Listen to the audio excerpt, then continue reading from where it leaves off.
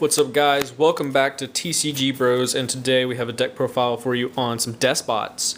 But before I get into that, I want to thank Spike for sending me the TCG Bros Playmat.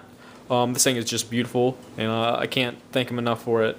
The designs are done by AntFantasyArt. That'll be down in the description below. So if you want to check them out, they'll be on Instagram, of course. But let's go ahead and get into the deck profile. This is an OTK based deck. Let's go ahead and get into it. Deskbot 3. We play 3 Deskbot 3. He is basically your summoner monk of the deck. He summons a Deskbot. When he's normal summon, he summons a Deskbot from the deck, except himself. And once per turn during either player's turn, you can target one Deskbot monster you control. It gains 500 in attack for each Deskbot card you control until the end of this turn. So what this allows you to do is not only OTK your opponent, but make your monster bigger than your opponent's during the battle phase, during their turn as well. So you won't lose, you won't die to larger monsters. He's just really good, and he's also level 3. So he allows you to get into Barkion with a level 2 with a Deskbot 2 and 1. That's kind of one of the harder combos, though. Let's go ahead and get into the Searcher of the deck, Deskbot 2. When he special summon, you can add one Deskbot card from your deck to your hand. He's also a machine duplication target, as well as number 3. Number 3 you don't usually want to go into with a machine duplication, but sometimes it'll come up and you just have to. Also, all machine type monsters you control gain 500 in attack and defense except this card while this card is face up. So these give each of your other Despots 500 attack and defense. So that's basically the strategy of the deck, is to spam the field and OTK your opponent. But this deck's a little bit different from most Despot decks. Then I'm playing 3 Deskbot 4. Now, the reason for 3 Deskbot 4 is because not only is it a machine duplication target, but it's also a level 4. And since you can do machine dupe on it, you can just normal summon it, or you can summon a level 3 and then special summon this from deck and then machine dupe the one you summoned. So you have 3 level 4 monsters, and what this allows you to do is go into Lava Ball Chain, send Glow Up Bulb, and go into a Nat Beast play. So it basically stops your opponent from playing YuGiOh in terms of Necroz and Cleafort and all that stuff. And the only Deskbot target that I have that's not, the only Deskbot I run that's not a machine dupe target is Deskbot 1. Now the reason being is because Deskbot 1, what he does is when he gains 500 attack for each machine type monster you control. So alone, he's 1,000, so you can't target him. Also, if you summon 2 or more machine monsters at the same time, you can special summon this card from your graveyard.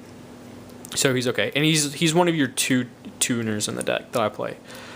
He's also level 1. So him and Deskbot 4 get you into a... My bad. I meant to say Beast earlier. He gets you into Beast. With Deskbot 4. You can also go into Barkion, but it's a lot harder in this deck until we get number Deskbot 5. And for the other engine I play the Trap Tricks engine. I like a more control-based game rather than just OTKing. So in case I don't have the setup for an OTK, I have this. So that's what this is for. And then, of course, the one Glow Bulb, like I mentioned. It's 15 monsters total. Alright. On to the spells. 3 Hoban. Basically, thin the deck out, of course. Then we play 2 Machine Dupe. I don't play 3. I only have 2. I have 3 targets, but I don't want to see it as often because this can be dead in hand with Mermelio or a Glow Bulb. Then we play Double Summon. Now, Double Summon, this is probably the better of the 2. Because what this allows you to do is just, you can go normal summon 3. This and 3 is an OTK on its own. You can go 3 into 2, add a 3 off of 2, double summon, special summon, normal summon 3, special summon a 1, actually, and then attack your opponent all, and this is if they have an empty field. It does, I believe, 7,200 damage. And then what you have is a 3, a 2, and a 1, so you can go into No Thung, which I actually don't have in my extra deck for today. But that's the other 800 for game, which is really good. Then we play 1 for 1 because we have 3 targets. We have the 2 Deskbot 1 and the Glow Up Bulb. Glow Up Bulb is probably the best one in the deck. It's literally one of the better cards in the deck. Then we play 2 Forbidden Lance. This basically says no to Fiendish Chain and everything else. You want to protect your combo as much as possible, so this is what this allows you to do. Same with MST. Basically does the same thing. And then for the 2 1-ofs, we play Regeki and Book of Moon. And it's 14 spells. Onto the traps, we play 11. Of course, 3 Call the Haunted. Basically what this does is let you use Murmelio constantly and pop back row, and also summon 2 to constantly add Despots to your hand so you can continue your plays. Then we play 2 Fiendish Chain.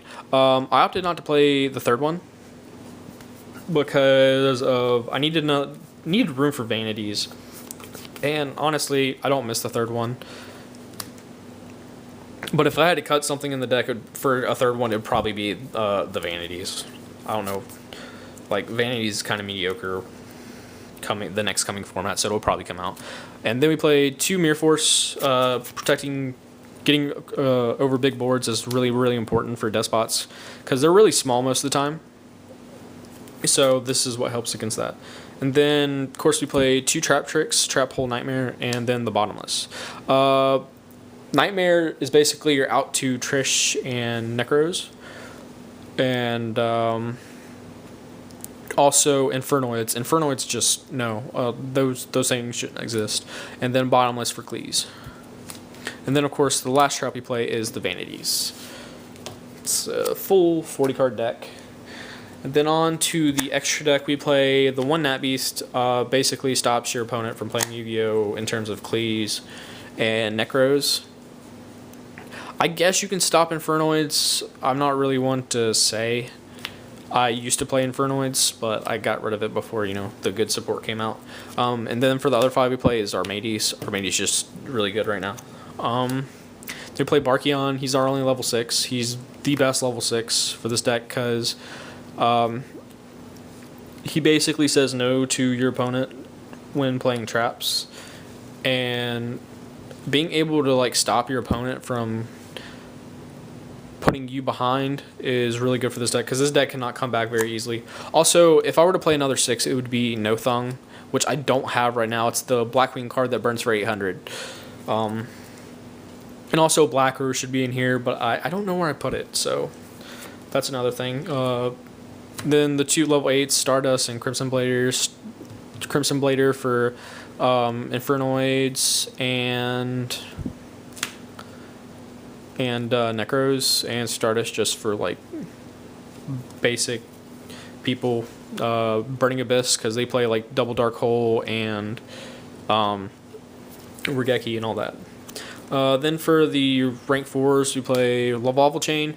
This is probably the main rank 4 I go into, because when you have Machine Dupe and the number 4, this is what makes your beast play possible. First turn. Then we play Daigusa Emerald just to recycle most of the Despots because you go through the deck really, really fast if you open well.